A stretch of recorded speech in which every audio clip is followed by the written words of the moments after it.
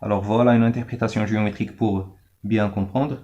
Alors, si on a la limite, si on trouve que la limite, quand x tend vers plus l'infini de f de x égale à p, alors on a dit que la courbe admet un asymptote horizontal.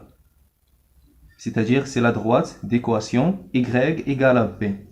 Voilà l'équation, ou bien la droite d'équation y égale à p. Bien sûr, j'ai deux cas. Soit que la courbe elle est au-dessus de la droite, soit que la courbe elle est en dessous de la droite.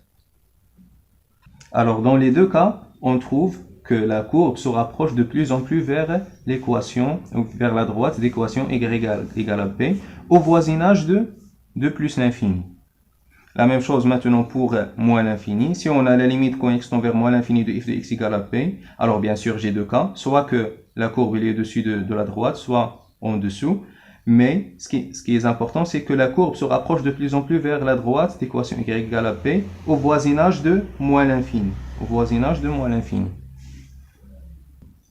يعني بخلاصة فاش كنوجد واحد النهاية على هذا الشكل، النهاية عندما تؤول x إلى لانفيني ديال الدالة f ل x كتساوي واحد العدد، هنا كنقول بأن المستقيم اللي عنده المعادلة y égale à p عبارة عن مقارب أفقي، c'est un asymptote horizontal.